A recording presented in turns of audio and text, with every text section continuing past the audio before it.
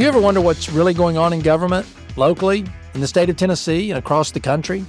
I'm Tennessee State Senator Bo Watson, and on Tennessee Today, we dive into the issues that shape our communities, from local policy to national debates.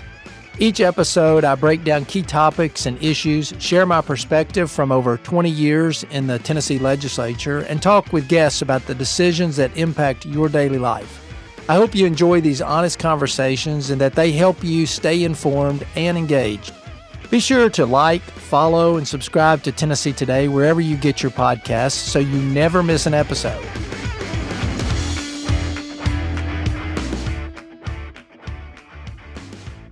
Hey folks, this is Tennessee State Senator Bo Watson with another episode of Tennessee Today. I want to thank you for tuning in. Today we have Dwayne Tucker, who is the president. I guess that's the right term. Do y'all use the term president at Tennessee State, or do you use chancellor? That's correct, but for your purpose with me, you can just call me Dwayne. It'll be fine. Well, we'll get to that part of the conversation, but President Dwayne Tucker from Tennessee State University. Dwayne comes with an extensive background in the private sector, particularly corporate America, but he also has been really involved as the CEO of the Lead Public Schools, which is a charter school program.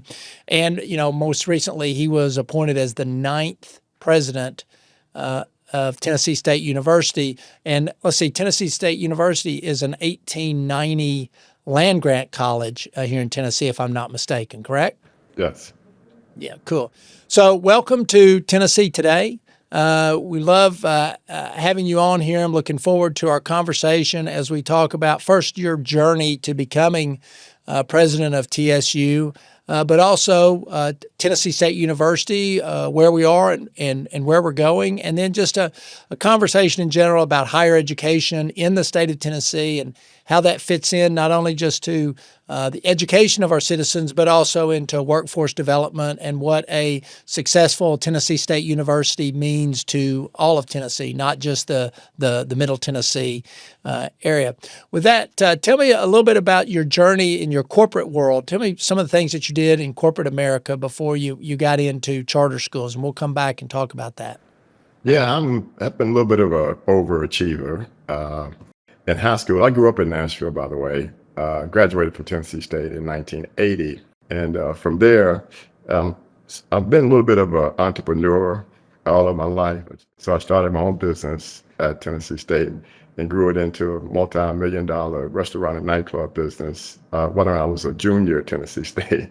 So that allowed me to work with some of the faculty members there. And there's a little bit of arrogance once you start making more than the faculty members or your mom or other people. So I had to be knocked down just a little bit from the faculty members, letting me know that, hey, Dwayne, you're really not going to get to your true capabilities unless you take school seriously, especially at Tennessee State University.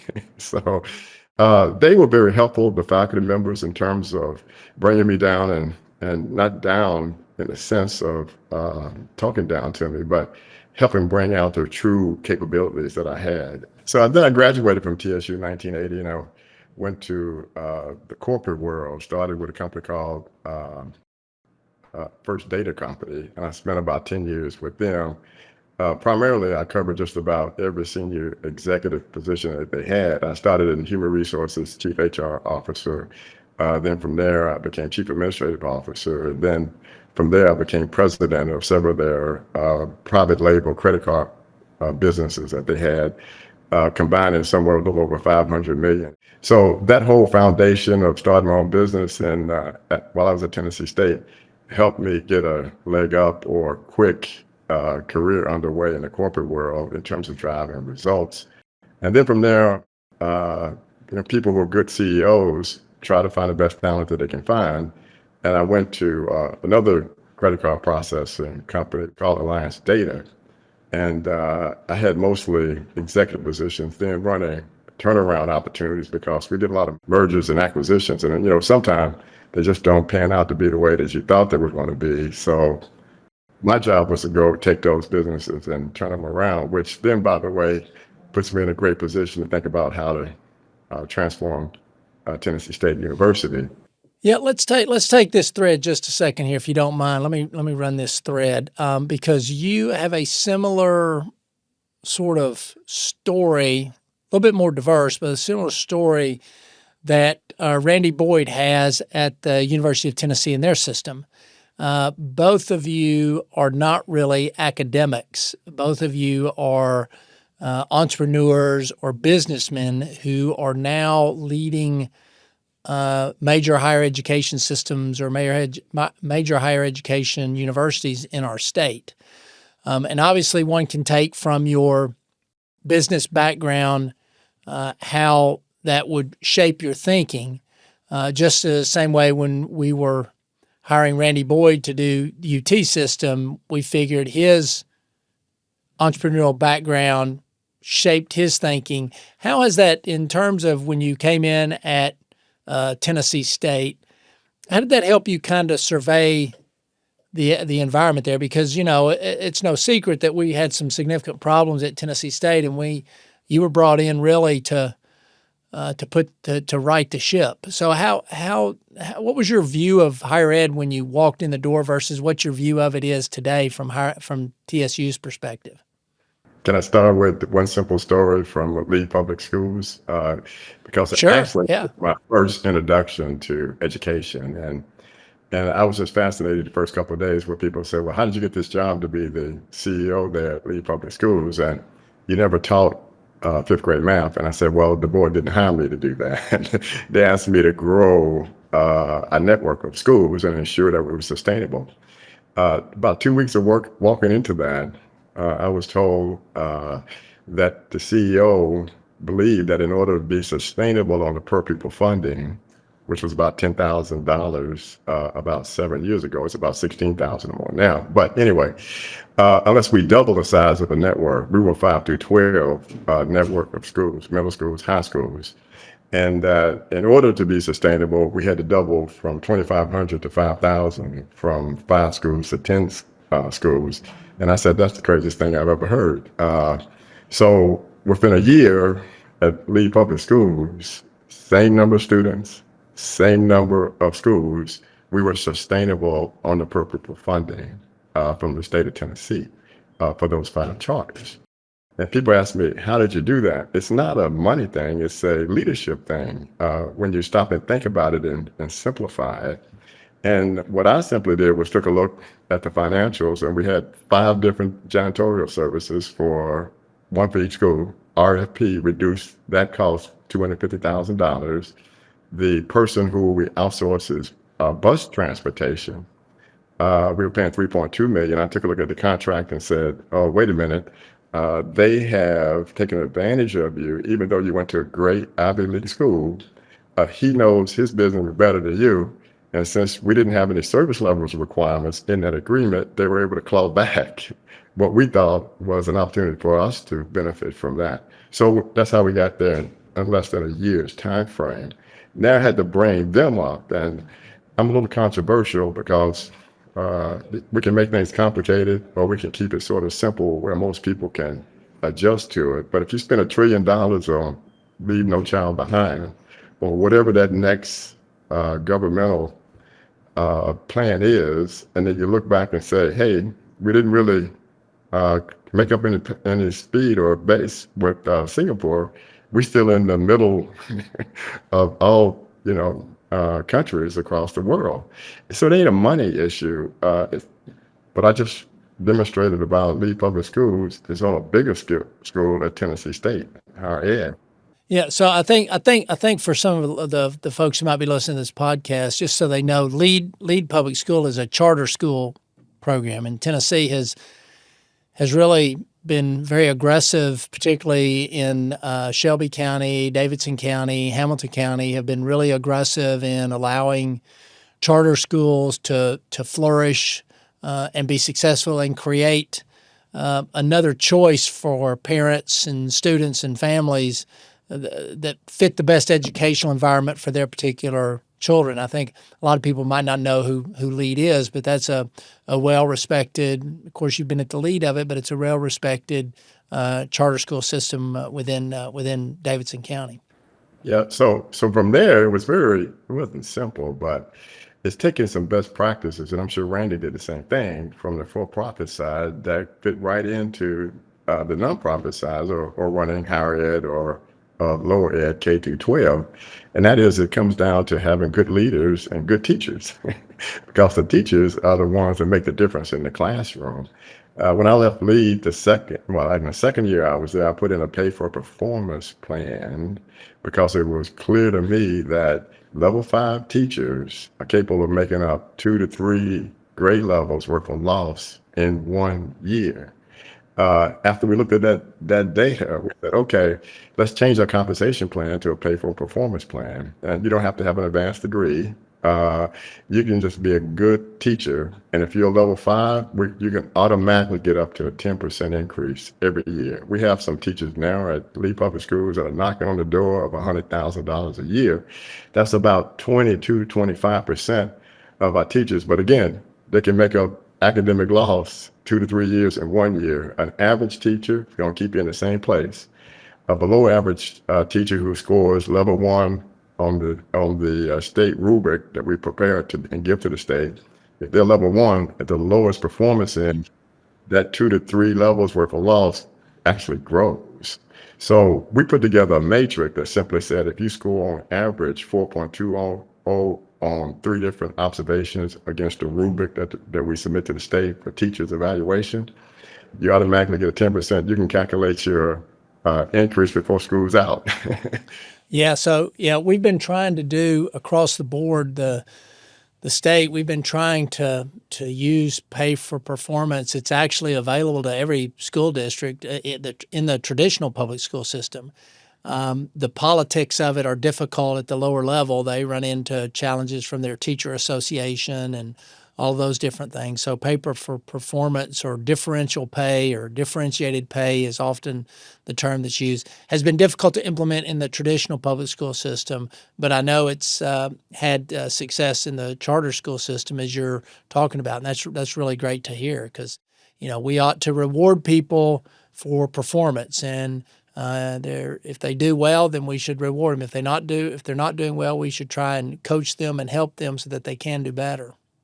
So you come into Tennessee State. Quick background for the listeners, who most of which are not familiar with the road that you and I have been walking together. So a few years ago, Tennessee State found itself in some serious financial trouble with some repeat audit findings and other things. The state of Tennessee, lack of a better term, stepped in. The board that was there was, for all intents and purposes, dismissed. The president was there, by all intents and purposes, was dismissed. We brought in a president who had a tough time making any traction. That led to you being brought in as interim president, bringing in your team. And then I think this past summer, the board named you as the permanent president, which I think was a real important thing to do, and also a reward for the work that you had done during last spring. So we've done some funding for Tennessee State University through the state to try and get the ship in a better position. So tell a little bit about when you walked into Tennessee State, what your sort of experience was on day one. Probably between day 1 and day 30, it was very obvious to me that quite a few things needed immediate attention. Number 1 was the lack of accountability that was not in place at the university. So by definition, people just did what they wanted to do, which may not be in the best interest of moving the university forward on our mission. So that was very alarming. The lack of what I call important investments was really concerning. A little bit of rain, about a half an inch more, entire data system and our information would be gone because there wasn't a backup system. It was all on tape. And there was no real investment over the years to ensure that we had the abilities to come back alive if something happened bad with our IT system. So from the small things to the foundational things to accountability and the culture really needed focus on immediately. And I think if I had to go a little bit further on some of those areas, it was just the lack of sense of urgency about where we are, because in some cases, I think if you come up in education all your career, you always think that there's something that can bail you out from the taxpayers in terms of a contribution. But the big piece I had to do is try to get people to look at what kind of business we really are. Same thing I did with Lee Public Schools. And I think we have to look at ourselves and say, who's our real customer at Tennessee State? And it's the students and the families that we serve. Our shareholders are the taxpayers. They're looking for a return on their investment. Now, we're not going to give them something on the profit that we make or whatever. But the taxpayers, I think, want a reasonable return on that investment, as well as philanthropic dollars that give to Tennessee State. So then when I asked the staff, what business are we in? They said, no, we're in the business of educating kids. I said, no, that's actually our product. I believe we're in the customer service business at Tennessee State. So that's a whole different view. Some people say, Dwayne, you're trying to turn the university into a business. No, I'm not. I'm trying to give you a framework and how we look about decisions and how we invest things at the university. And if someone calls you that's a family member about financial aid, you should call them back within 24 hours. If we do the fundamental things that happens very well in the day-to-day for-profit side, it can help clean up very quickly some of those things that need attention that haven't had attention in the past.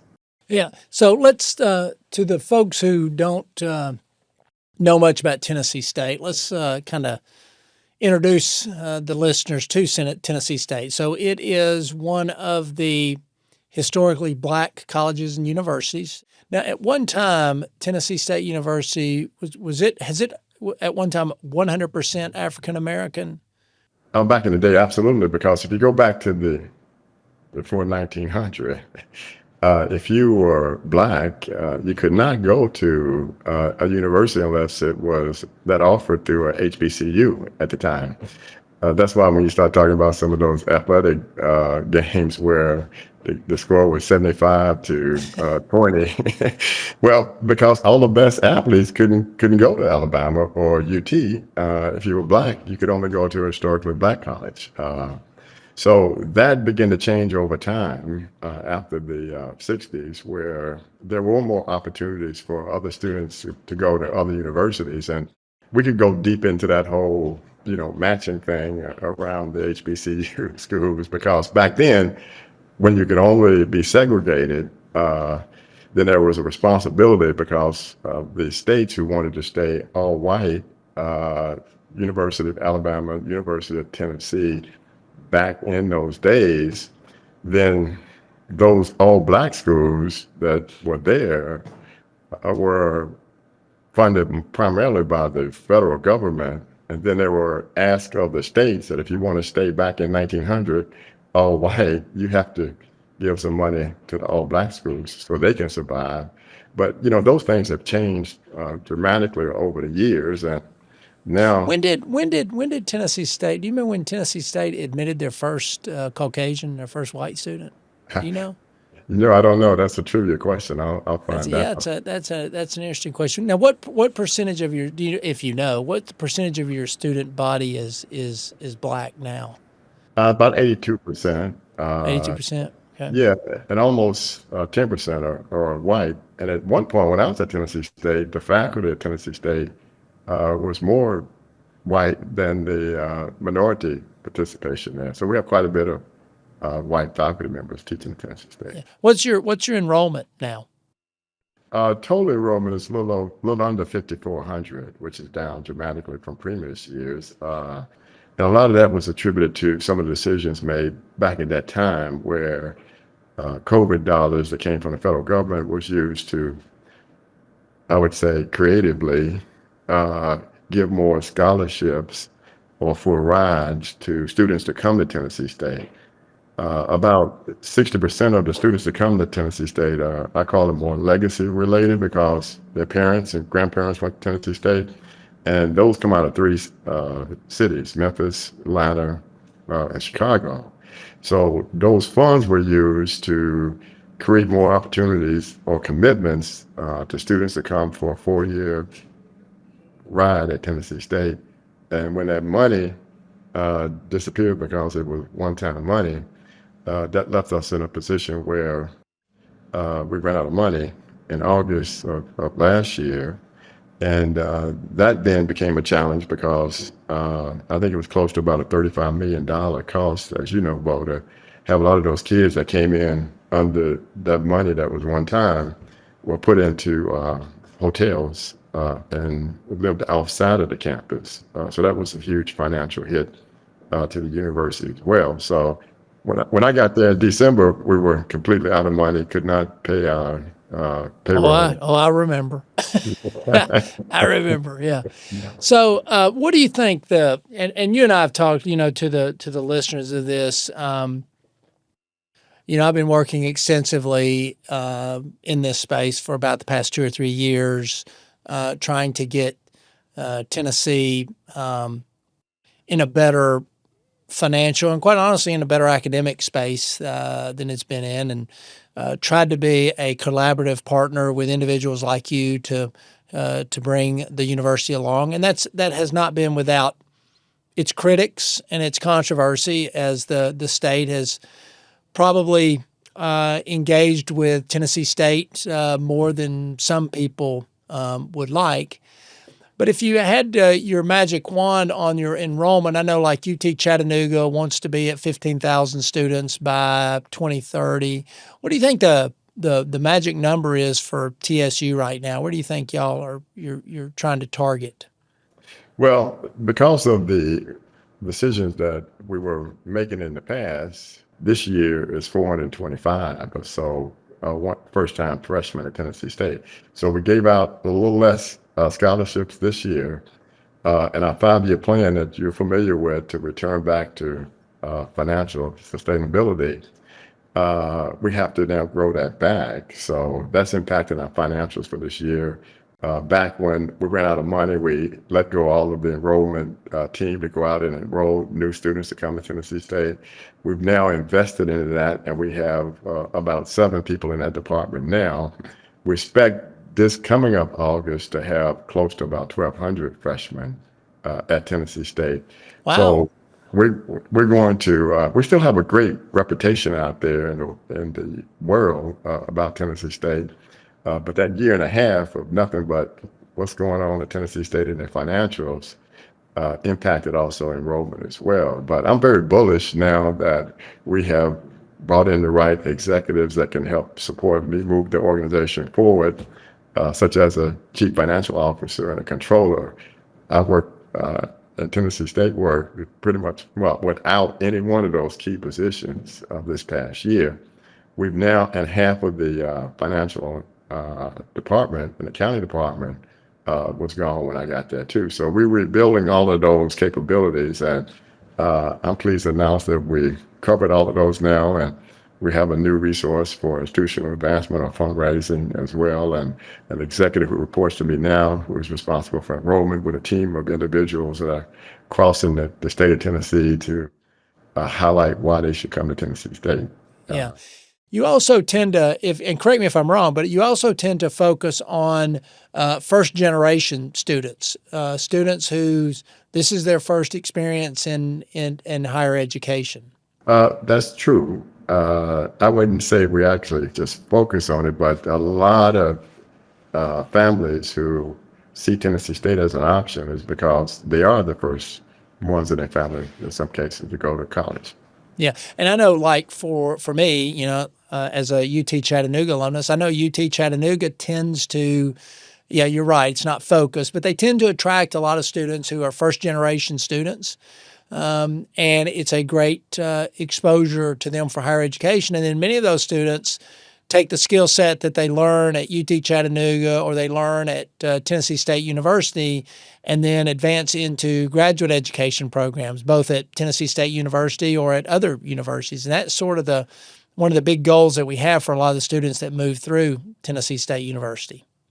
Right. And you asked me a number in terms of enrollment. I didn't give you that number yet, but I think in terms of my vision for Tennessee State, our legacy should always be a historically Black college. But I think in terms of where we want to get to and whether we want to participate, look at the tremendous growth. Being a Nashville native, if you take a look at the growth that's happened within the city of Nashville and around the last 10 years or so, we didn't really participate in that. So by creating these partnerships and opportunities with hospitality, using AI to help with Amazon in terms of meeting their needs, and we're talking a little bit about those opportunities with them now, we can grow with the growth that's taking place. It could be organic growth that we can support. You mentioned Oracle coming to Nashville. That's a great opportunity for us to participate in their growth in terms of supporting their human capital needs to continue to grow. If we do that, I would sort of argue we're operating more like the Nashville College, Nashville University, because let's talk about that a minute, because this could get a little bit tender here, but I want to try and ask you about how, because TSU was created as a segregated school. mm-hmm. Do you see it as a challenge within your legacy alumni? The move to having a lower percentage of Black kids and a higher percentage of kids of other races at the school. Do you see that as a challenge within your alumni community or within the university itself?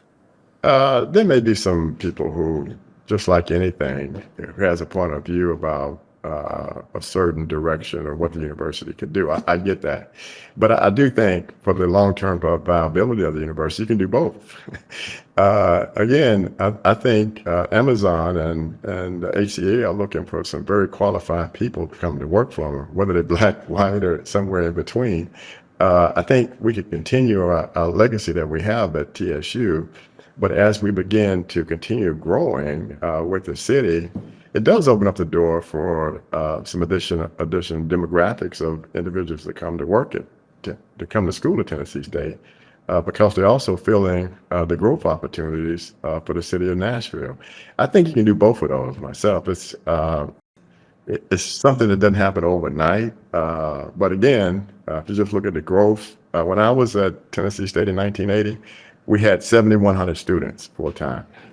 MTSU had roughly the same, 7,200. Now, as you know, they got almost 25,000 students there. If you look around the growth that's happening in Nashville with Tribeca, Belmont, and all the other universities, including Vanderbilt, they have expanded with the growth that's taking place in Nashville.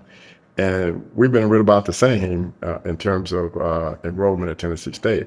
I think the sweet number for us is close to about 7,000 students, which would be similar to what we had before. But I think with some investments into the campus, we have the capacity to go higher than that. But over the next 5 years, I'll be very comfortable with 65 to 7,000. Yeah. I think y'all have such a strong Legacy Alumni Association. I know that, we all want to kind of cling to and romanticize about the past when, opportunity is really in the future. And I think one of the reasons that we see, when I say we, I mean the state sees an investment in TSU as a really important part of what we're trying to do, is to try and grow that educational capacity in Middle Tennessee.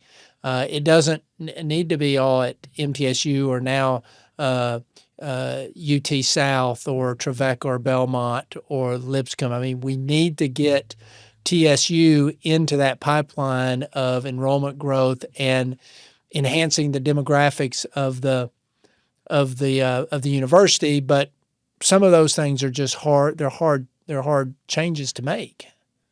Sure they are. But as they say, that's why I get paid the big bucks. Yeah, I won't tell people how much money you're making here doing it virtually for free. So that's which is, again, and I think people don't realize the work that you've done over there for your alma mater for nothing. I certainly do, and you've been you're making a difference, which is. If we all wanted to look at our legacy, making a difference is the biggest legacy we can leave. And you're really making a difference. And I think we're all trying to get Tennessee State to a really good spot to where its enrollment's going up, it's recruiting good students, it's competing with other schools in both athletics, academics, and et cetera. And I think we're trying, everyone's working really hard to move in that direction.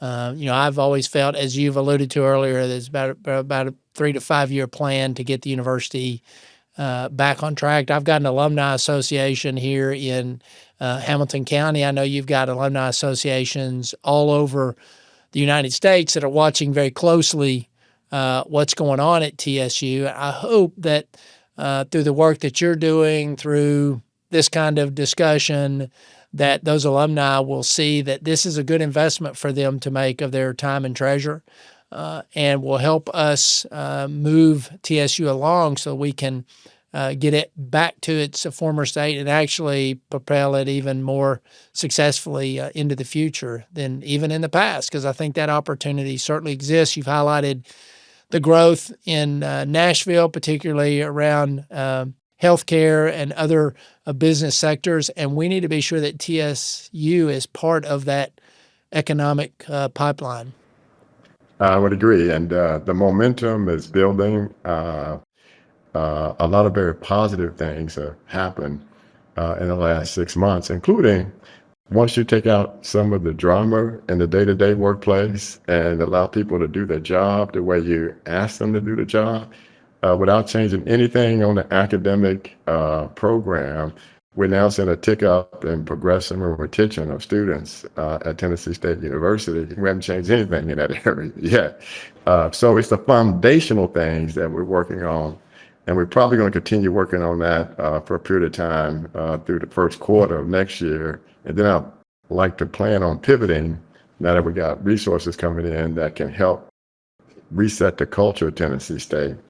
Yeah, well, I appreciate the great work you're doing there. I really do. And appreciate you taking time to be on the podcast today. This has been Tennessee State Senator Bo Watson with Tennessee Today. My guest has been Dwayne Tucker, who is the president of Tennessee State University, doing a fabulous job there and restoring the university and bringing it, I don't want to say bringing it back, but certainly doing a lot of work to elevate the university and its standing academically, as well as to get its financial situation really back in good standing. So I look forward to continue to work with you. If you've enjoyed today's podcast, I would ask that you click the subscribe button or like button. And if you'd like to email us with some comments or other guests that you'd like us to see, just email Bo4TN. That's bo4tn.com.